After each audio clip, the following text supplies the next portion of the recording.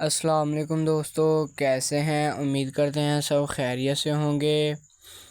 آج ہم لائے ہیں آپ کے لیے ایک اور نئی اور انفارمیٹیو ویڈیو۔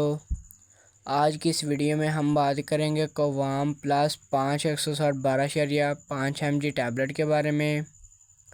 تو سب سے پہلے بات کرتے ہیں اس کی فارمولیشن کی۔ تو اس کی formulation amlodipine plus valsartan plus hydrochlorothiazide ہے۔ یہ گیٹس کمپنی کی پروڈکٹ ہے۔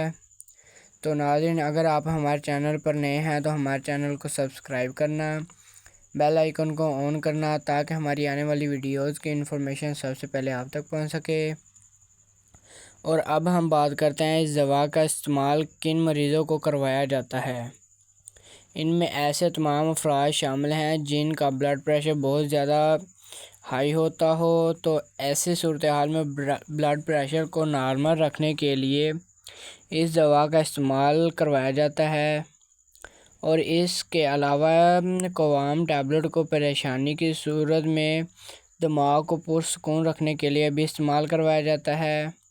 اور اس کے علاوہ اس دوا کو چیسٹ کے پین کو کم کرنے کے لیے بھی استعمال کروایا جاتا ہے۔ اور اب ہم بات کرتے ہیں کہ کن لوگوں کو کووام پلس ٹیبلٹ کا استعمال نہیں کروایا جاتا۔ ان میں ایسے تمام افراد شامل ہیں جن کو لیور اور کڈنی کا مسئلہ ہو۔ تو ایسے مریضوں کو بھی اس کا استعمال نہیں کروایا جاتا ہے۔ اور اس کے علاوہ الرجی کے مریضوں کو بھی اس دوا کا استعمال نہیں کروایا جاتا۔ اگر ان کو اس کا استعمال کرنا بھی ہو تو انہیں چاہیے کہ اپنے ڈاکٹر سے رجوع کرے اور اس کے مشورے سے ہی اس دوا کا استعمال کریں۔ لہٰذا اس کے استعمال سے پہلے ایک بار اپنا بلڈ پریشر ضرور چیک کروا لیں، کیونکہ یہ دوا بلڈ پریشر کے لیے استعمال کی جاتی ہے۔ اور اب ہم بات کرتے ہیں اس کے سائیڈ ایفیکٹ کی۔ تو ان میں سے چند ایک سائیڈ ایفیکٹ یہ ہیں: لوز موشن، معدے کا خراب ہونا، اور اس کے علاوہ پیٹ میں درد وغیرہ اس کے سائیڈ ایفیکٹ میں شامل ہیں۔ اور اب ہم بات کرتے ہیں اس دوا کی کتنی مقدار ہم عام طور پر استعمال کر سکتے ہیں۔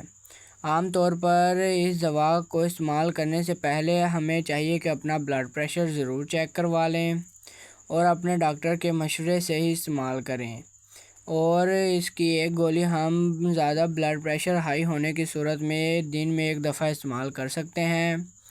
تو ناظرین، ہمیں چاہیے کہ ہمیں کسی بھی قسم کی دوا استعمال کرنے سے پہلے اپنے ڈاکٹر سے رجوع کر لینا چاہیے اور اپنے ڈاکٹر کے مشورے سے ہی استعمال کرنی چاہیے، اور نہ کہ ہمیں خود یا کسی کے کہنے پر کسی بھی قسم کی دوا استعمال کرنی چاہیے۔ تو ناظرین، یہ تھی ہماری آج کی ویڈیو۔ اگر آپ کو اچھی لگی ہو تو ہمارے اس ویڈیو کو لائک کرنا اور کمنٹس کرنا نہ بھولیے گا۔